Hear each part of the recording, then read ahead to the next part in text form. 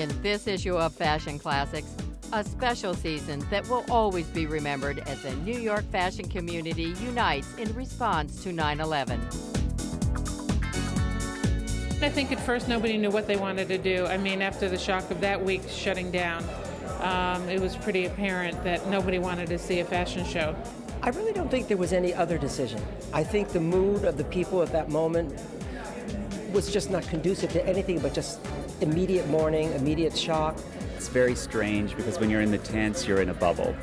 When I first heard, I didn't realize the scale of what had happened. I live right near there, and I left my apartment to come here for fittings, and by the time I got here, it had all happened, and I just dropped everything and raced out of here to go grab my baby, who was down there with my nanny, and we just left town. We were showing the collection that day at 12 noon, and everybody was already at the tents. All the clothes were there, the models were getting their makeup. We had to make certain decisions about people who had already arrived at work and what to do to close, how to get people home. I was woken up that morning and somebody said to me, "The world will never be the same."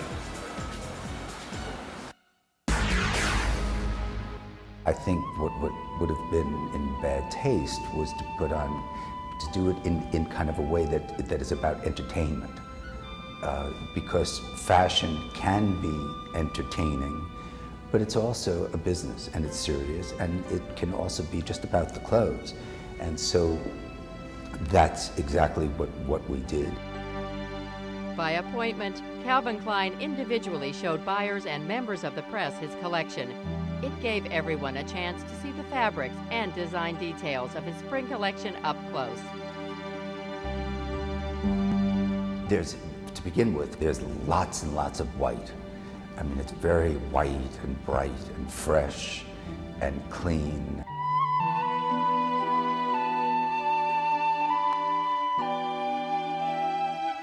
And the shapes, especially in the tailored clothes, are kind of oversized, masculine, boyish, but not so oversized that they're difficult to wear.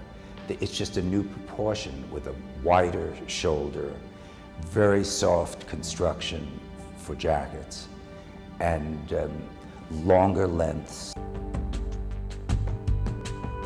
I love the oversized proportions of the jackets and the shirts.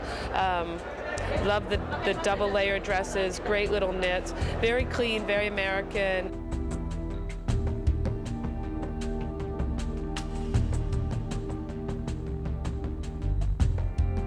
The seaming in all of the clothes, in all of the satins, as well as the jersey, they're quite complicated. Classic matte jersey or satin would have been bias cut seaming, and all kinds of seams, V seams, and different ways of achieving a kind of softness.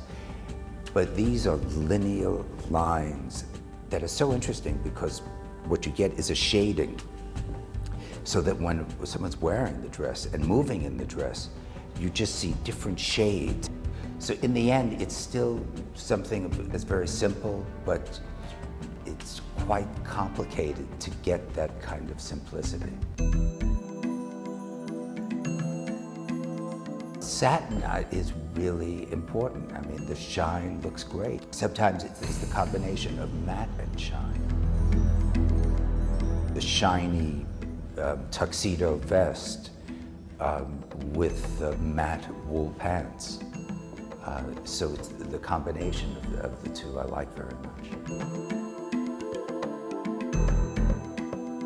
I really liked Calvin a lot. It was very modern, but also very feminine. We had a lot to do, and we accomplished it. It's been quite an experience. Thank you. We just got to think ahead, and that's what this is all about, just keeping it going. The stores have got to get product in them. And Klein's designer, Charles Nolan, presented his second collection for the enduring sportswear label in the intimate setting of their showroom.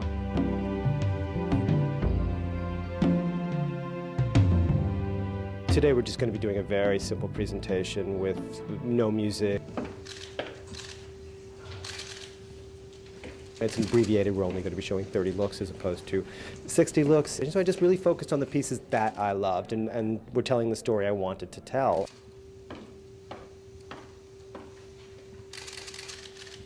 This to me is a great sort of, it's taking sort of a denim styling and the great white top stitching, but it's done on this gorgeous double-faced linen and a great quality fabric, simple detailing, but extremely well made. I mean, that's my goal. Just very simple but nice, you know, and stuff I would wear, you know, which is cool. One of the nice combinations of Charles Nolan and Anne Klein is that they're both two names that are associated with real women. Charles doesn't live in the clouds. Without being earthbound, he has a very real sense of what women need. And I think that's what Anne Klein's looking for right now in order to sort of bolster a very famous sort of sleeping name brand and wake it up. And I think Charles may be one of the people to do it.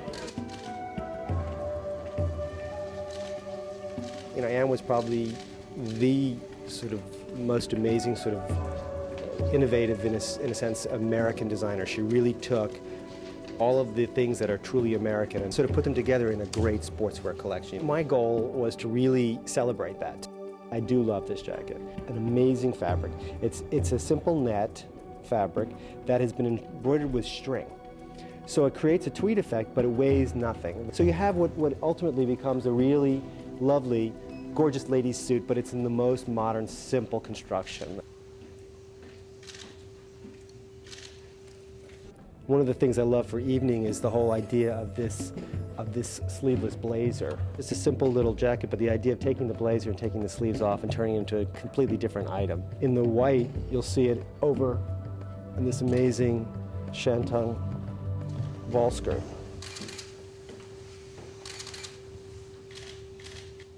This little apron dress, fully split. We wear it over a little bit of shorts.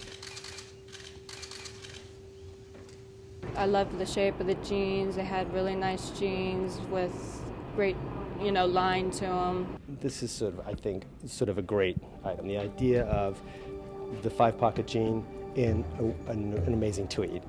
That sort of just takes it someplace else.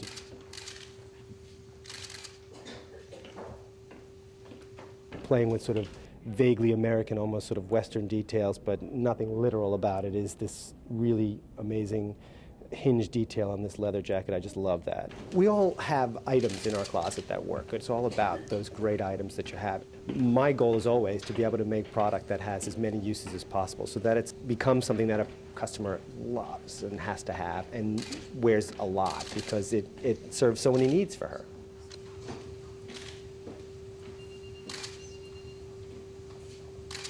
We're just so happy with this. The lion is our symbol. Anne was a Leo, so that's why the lion logo. And the idea of this simple little clutch bag with the little lion detail on it there, I love the way that looks, the little lion clasp.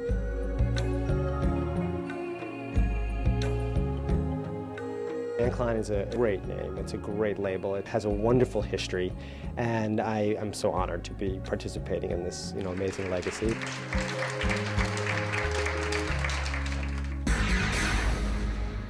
It's a time when we all want to do something to help, and obviously fashion is so much part of this city and so much part of the economy, and we felt it was very much American Vogue's duty in a way to do something like this to help. I say if they want to come and show here, I'm very happy to give it to him because I mean I have a big space. This is my way to give a little help to all these young designers who, can you imagine, had spent a lot of money organizing their shows and suddenly they stay with no one to see it. So I think it's a very, very good idea to do it. So, fashion's uptown elite came to the aid of New York's downtown design community, enabling them to show abbreviated collections to key retailers and members of the press.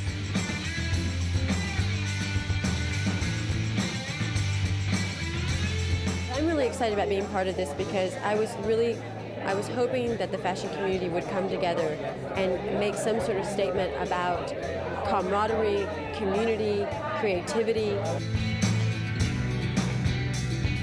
When Vogue called us and decided to put this together, we thought it was a great thing to participate in. I think brings everybody together, and it helps a lot of people out that couldn't do it. Because it's so important to see new designers, because for us it's the lifeblood of Bergdorf Goodman. And had this not happened today with Vogue, we probably would not been able to see the collections.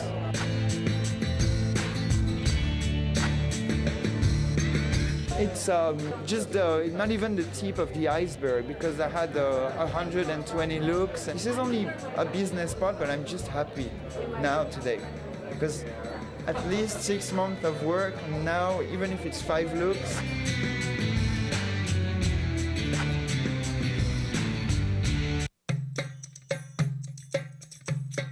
The collection is the African Jackie, and it's a celebration of the First Lady of the Ivory Coast, who was Jackie Kennedy's counterpart, and she was a woman of enormous style. So today is a preview. It's a teaser. It's a teaser of what's yet to come.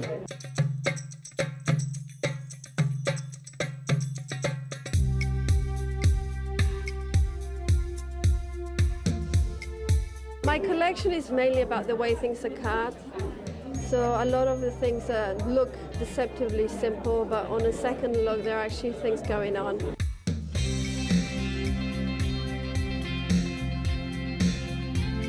My collection, the theme is mostly 40s and an Egyptian siesta. There's a lot of romantic elements, which more of the evening elements were picked for today's exhibition, but most of the collection is more romantic. It's a Cafe Racer's British 60s inspiration. I just either see something and I go, ooh, and it gets me excited to make something, or in this case, I just love that era. I was working a lot with layering, a sort of lingerie influences, so I was kind of playing with the ideas of inner and outer, revealing and hiding. What you will see is basically what was really edited by the producers of this show, which is really the essence of my collection.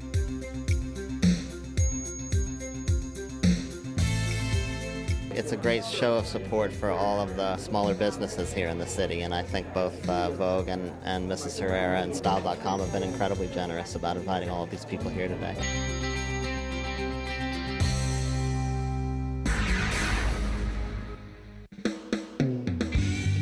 Ralph Lauren's collections have always reflected his patriotic spirit, and in these uncertain times, it was particularly moving.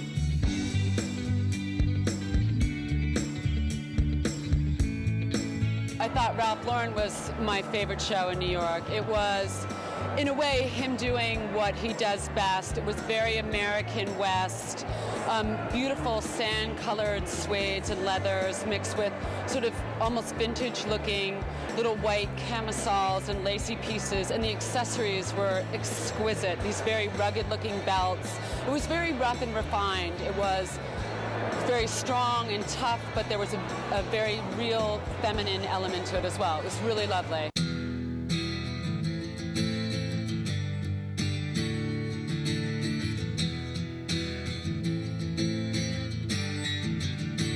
I think he went back to his roots. It was really beautiful and American, and yet it had that sort of fashion direction of hard soft that we're seeing and we're going to continue to see in Europe. It was absolutely beautiful. The beading was beautiful, and I think it really helped to see it up close in a showroom because you could appreciate the quality.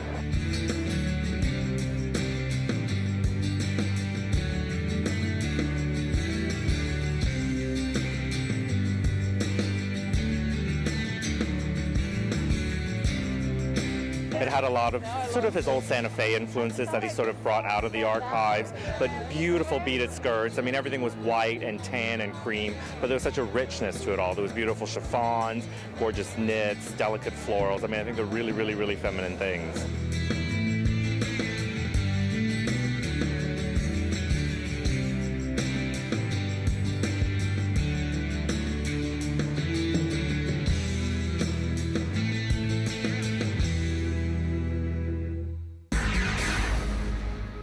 It's very important to grieve, but it's also very important to live. And if everything stops, well, you will never stop grieving. I think it was great that they've all done it, and I've loved the way they've done it. It's been very small and very personal. What's so often forgotten is when people think about fashion and clothes is that it's not just about frivolity and shopping. It's about an important industry, an industry that employs a lot of people in this city. Business has been not good, and this has just helped to really make it a little worse than it was. So we'll be very prudent. We will still buy what we think is wonderful. Getting back to work is good for the economy. It's good for American spirit. It's good for a lot of things. It's good to let them know that they can't take away our freedom, our life. It's strange to do a job that has to do with glamour, that has to do with something artificial at a time like this. Maybe this, in the long run, will bring us together in a way that the fashion industry doesn't often come together.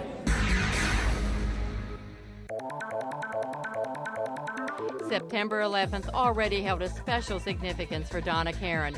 It was her wedding anniversary, and this one, the first since her husband Stephen Weiss died, was both inspired by and dedicated to his artwork. I figured techno couture, love sport, love couture, love to construct. So it was like a new construction. And the fabrics were the key to make it happen. Light, airy, sculptural, techno, working a jacket, not like a jacket was. The insert seams, the inner linings, the elasticized pockets, the stretch, the boning, the molding. But it did feel like a fresh new way to play with it. I wanted the clothes to feel like a breath of fresh air.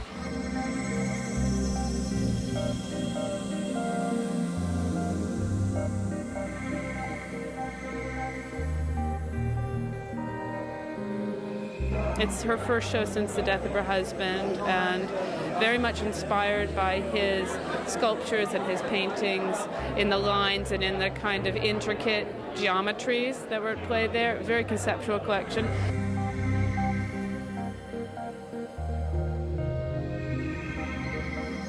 Donna really has this remarkable knack to blend, beautiful real clothes with an artistic quality.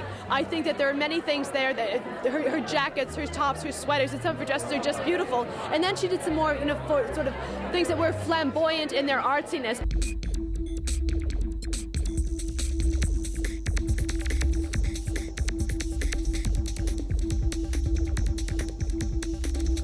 Color is essential to Donna's collection and vital to her life. If you go into my room, it's like going into a candy box, going into a flower store. It was this, what are you going to do with all these colors? It made me so happy. It was like looking at flowers and looking at prettiness, and you wanted color around you, but color could be done so poorly. It's a very fine line you have to run. Color done inexpensively is really kind of bad.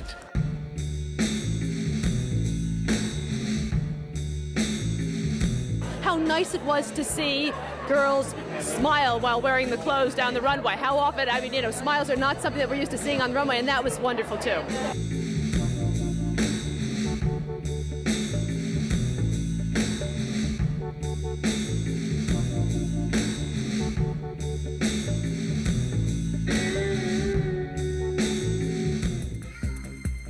The world is not the same. We are, new century, new world, and living every day, hoping and praying.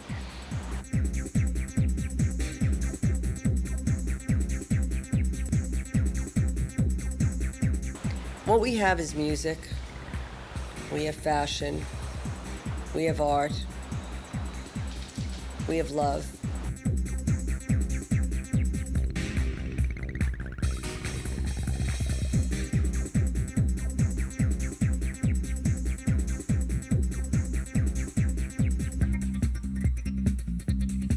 Like so many others, Donna has thought about the importance of fashion in a changing world.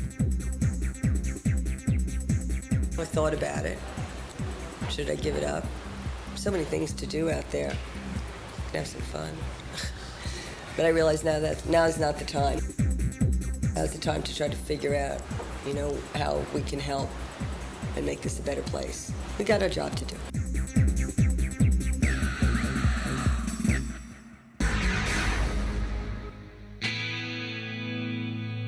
The threat of terrorism hung heavily over the subsequent European fashion shows. While the designers' clothes were loosening up, security measures were not.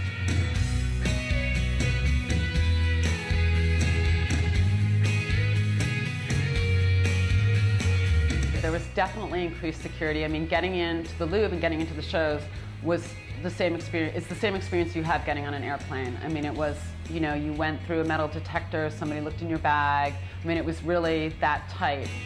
European designers showed their support with a patriotic dose of red, white, and blue. At D&G, the designers brought the stars and stripes onto the runway. Both the Ferragamo and Versace families opened their shows with video messages, a sentiment not lost on the reduced numbers attending the shows.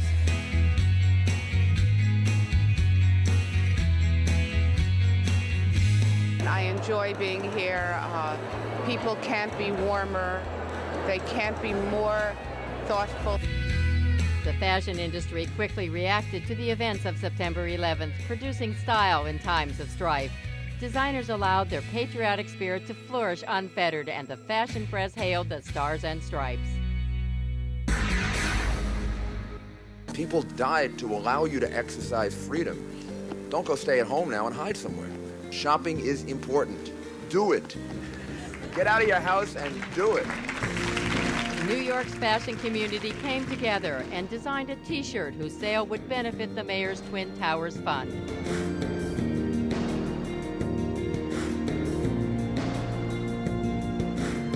It's about the fashion industry being such a big part of New York, and that's what's really exciting. There's probably no time more important than the time we're living in right now, as an industry, as a humanitarian, as a New Yorker, and to be able to be a part of that makes me feel, you know, as good as it could get at this moment. I think we're all kind of coming together, and we have a lot to say. Vogue helped the effort by featuring supermodel Giselle on their December 2001 cover wearing the T-shirt. At an event at Bergdorf Goodman, Giselle arrived to support the cause by signing copies of the magazine. Today we have Giselle has come to promote the T-shirt and the initiative, which is really great. We have a huge line of people. She's signing the cover of Vogue, the December cover, which features the Fashion for America T-shirt. Tonight is a wonderful night as far as I'm concerned, because here we are trying to help, because I think everybody should get out of their house, buy a little T-shirt and help with a little bit. I'm showing off my T-shirt. You like it? Yeah. So buy it.